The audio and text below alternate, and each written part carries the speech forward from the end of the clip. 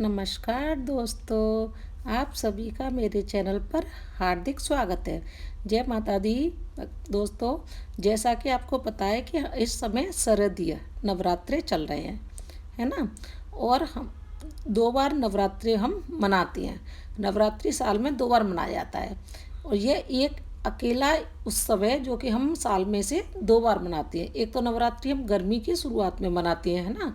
और एक हम मतलब गर्मी की जब शुरुआत चैत्र का महीना होता है उसमें मनाते हैं, और दूसरा हम शीतकालीन की शुरुआत जब होती है उस मास में मनाते हैं। जाड़े और गर्मी के मौसम में सौर ऊर्जा हमें सबसे अधिक प्रभावित करती है, क्योंकि फसल पकने वर्षा जल के बाद बादल वो करने लगते हैं और ठंड से राहत देने के लिए जैसे जैसे हम कार्य संपन्न करते हैं, इसलिए पवित्र मस्तिष्क में भी बदलाव आते हैं, है ना। और शारीरिक और मानसिक संतुलन बनाए रखने के लिए हमें उपवास रख के हमें शक्ति के रूप में पूजा करते हैं। इस बार इसे सत्य और धर्म की जीत के रूप में मनाया जा रहा है। अच्छा, इसके लिए हम नवरात्रि के लिए 2 कहानियाँ प्रचलित हैं। तो मैं आपको पहली कहानी बताती हूँ कि पहली कथा क्या है। एक कथा के अनुसार लंका युद्ध में ब्रह्मा जी ने श्री राम से रावण वध के लिए चंडी देवी का पूजन कर देवी को प्रसन्न करने को कहा था, और विधि के अनुसार चंडी पूजन और हवन के लिए दुर्लभ 108 नील कमल की व्यवस्था भी करा दी। वहीं दूसरी ओर रावण ने भी अमृत प्राप्त करने के लिए चंडी का पाठ कर दिया था। आरंभ है ना, वो रावण भी उधर उन्होंने भी पाठ शुरू कर दिया था। यह बात पवन के माध्यम से इंद्रदेव ने श्री राम तक पहुंचा दी।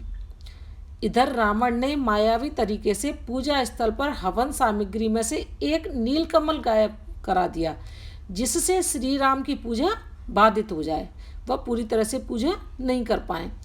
जब श्री राम को संकल्प टूटता नजर आने लगा, सभी में इस बात का भय व्याप्त हो गया कि कहीं माँ दुर्गा मतलब रुष्ट न हो जाए, मतलब उनका कार्य पूरा नहीं होगा, उन्हें अच्छी तरह से पूजा पाठ नहीं होगी तो माँ तो रुष्ट हो जाएंगी। तभी श्री राम को याद आया कि उन्हें कमल नयन नवकंज लोचन कहा जाता है, भी कहा जाता है ना, तो क्यों न एक नेत्र को वह माँ को पूजा में समर्पित कर दें।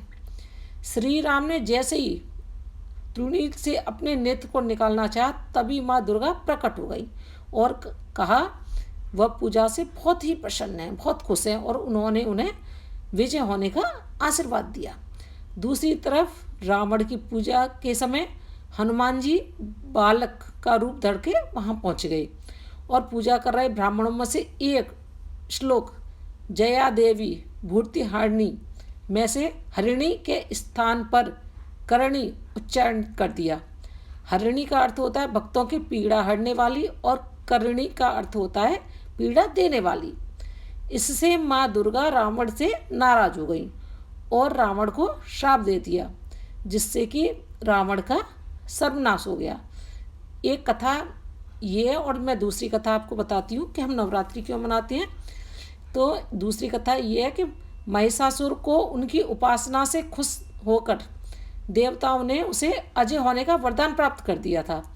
उस वरदान को पाकर महिषासुर ने उसका दुरुपयोग करना शुरू कर दिया था और नरक को स्वर्ग तक विस्तारित कर दिया था, मतलब उसने वहाँ तक का स्वर्ग तक भी अपना कार्य शुरू कर दिया था। महिषासुर ने सूर्य, चंद्र, इंद्र, अग्नि, वायु, यम, वरुण और अन्य देवताओं के भी अधिकार छीन लिए और स्वर्गलोक का मालिक बन बैठा। देवताओं को महिषासुर के भय से पृथ्वी पर विचरण करना पड़ रहा था। ये मैंने पहली वीडियो डाली, उसमें बताया है सारा, आप देख सकते हो जाके। तब महिषासुर के दुस्साहस से क्रोधित होकर देवताओं ने माँ दुर्गा की रचना की। महिषासुर का वध करने के लिए देवताओं ने अपने सभी अस्त्र शस्त्र माँ दुर्गा को समर्पित कर दिए थे, जिससे वह बलवान हो गई।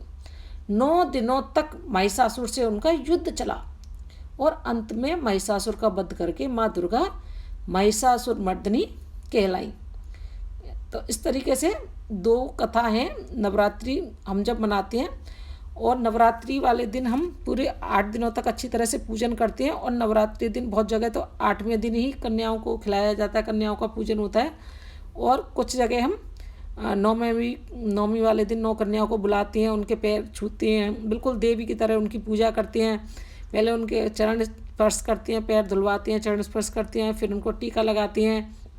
फिर अच्छी तरह से जो भी आपने भोजन में खाने बनाया हुआ वो सारा उनको खिला के और टीका लगा के और सामर्थ्य अनुसार हम उनको दक्षिणा देते हैं। तो इस तरीके से पूरी तरह से पूजा पाठ करने से माँ बहुत ही खुश होती हैं, बहुत ही प्रसन्न होती हैं। आइए मैं आपको माँ की पूजा के लिए कुछ चीज़ें बताती हूँ। जो जो माँ की पूजा के लिए आपको चीज़ें सब पहले ही इकट्ठा कर लेनी चाहिए, जिससे आपको पूजा में बार बार ना उठना पड़े।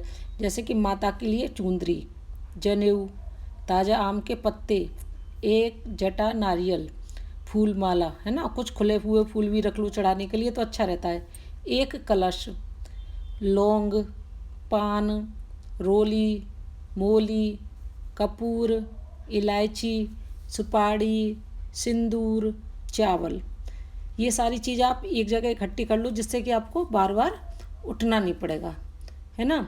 और मिट्टी का एक पात्र, जल से भरा हुआ एक कलश, है ना, कपूर, जो भी मतलब होती हैं चीज़ें, तो ये सारी चीज़ें आप कर लोगे ये। और हम कलश स्थापना प्रथम दिन तो हम कलश की स्थापना करते हैं, है ना, तो वो मैं आगे वीडियो बनाऊंगी। वैसे मैं आपको बताती हूँ, कलश की स्थापना करने से हमारे शरीर की सभी नकारात्मक ऊर्जा दूर हो जाती हैं और इसके फलस्वरूप सुख शांति और समृद्धि बनी रहती है।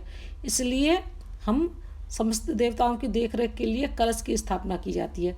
कलश को सुख, समृद्धि और ऐश्वर्य देने वाला माना गया है, इसलिए समस्त मंगलकारी कार्यों में इसका होना जरूरी होता है। अगर कलश के निवास की बात करें तो कलश के मुख में भगवान विष्णु, गले में रुद्र, मूल में ब्रह्मा तथा मध्य में देवी का निवास माना गया है। नवरात्रि के समय ब्रह्मांड में उपस्थित सभी शक्तियों का कलश में आह्वान करके उन्हें कार्यरत किया जाता है, इसलिए हम कलश की स्थापना करते हैं। कलश की स्थापना करने से बहुत ही शुभ होता है। जैसे नवरात्रि में पहले दिन आप सुबह उठें, स्नान करें, स्नान करके बाद मंदिर की साफ़ सफाई करें, फिर माँ दुर्गा की अखंड ज्योति जलाएं, फिर कलश स्थापना करें और मिट्टी के एक पात्र में मिट्टी डालकर उसमें जो भी अब बोते हैं बहुत लोग, और एक तांबे के लोटे पर रोली का स्वास्तिक बनाएं, लोटे के ऊपरी हिस्से में मोली बांधें, लोटे में पानी भर के कुछ गंगा जल की बूंद मिलाएं, उसमें 1.25 रुपया धूप, सुपारी, इत्र, अक्षत डालें। कलश में अशोक के पत्ते, आम के पत्ते, कुछ भी आप लगा सकते हो, है ना। एक नारियल को कपड़े लपेट कर और उसमें मोली बांध कर नारियल को उस कलश के ऊपर रख दें और इस कलश को मिट्टी के उस पात्रों के बीच बीच में रख दें जिसमें आपने जौ बोए हैं। कलश की स्थापना के साथ ही नवरात्रि के 9 व्रतों को रखने का संकल्प भी लिया जाता है। अगर आप चाहते हैं तो आप कलश की स्थापना के साथ ही माँ की अखंड ज्योति भी आप जला सकते हैं। तो ये मैंने आपको कलश स्थापना के बारे में बताया है ना। तो उनकी पूजन विधि जैसे होती है, नवरात्रि के पहले दिन उठकर स्नान कर लें, फिर अच्छे से मंदिर को साफ़ करें, है ना, और फिर कोई स्वच्छ पवित्र स्थान पर मिट्टी लाके उसकी वेदी बनाएं, उसमें जौ और गेहूं दोनों मिलाकर बोएं और उसके बाद पवित्र स्थान पर भूमि का पूजन करके कलश स्थापित करें। फिर भगवान गणेश की पूजा करें और बनाई हुई वेदी के किनारे देवी मूर्ति की स्थापना करें। इसके बाद मूर्ति का आसन, धर्म आचरण, स्नान, वस्त्र, गंध, अक्षत, फूल, धूप, दीप, नैवेद्य, नमस्कार, प्रार्थना, सब तरह से उनका अच्छी तरह से पूजन करें। और बहुत लोग इसमें 9 दिनों में ना सप्तशती का भी, दुर्गा सप्तशती होती है, उनका भी पाठ करते हैं। तो इस दिन बहुत अच्छा रहता है, मतलब दुर्गा सप्तशती का पाठ आप करोगे तो बहुत अच्छा माना जाता है। और इनकी पूजा अच्छी तरह से पूजा करने के बाद आपने जिसको भी बुलाया है उनको आप सप्तशती का पाठ करने के बाद प्रथम पूज्य गणेश जी की पूजा करो। कलश में स्थापित किया गया है तो पहले कलश का पूजन करो, फिर नवग्रह पूजन, अखंड दीप का पूजन करना चाहिए। और दुर्गा सप्तशती पाठ से पहले दुर्गा सप्तशती की किताब को लाल रंग के शुद्ध आसन पर रखना चाहिए, ऐसा बोलते हैं। फिर इसका विधान पूर्वक अक्षत, चंदन और फूल से पूजन करना चाहिए। इसके बाद पूरब दिशा की ओर मुंह करके अपने माथे पर चंदन का तिलक और अक्षत लगा के हर बार मतलब पूजा करके अच्छी तरह से जब दुर्गा सप्तशती का पाठ शुरू करना चाहिए। इससे भी बहुत लाभ होता है। तो ये प्रथम दिन की बात है जब पूजा, जिन लोगों ने, मोस्टली लोग तो सब जानते ही हैं।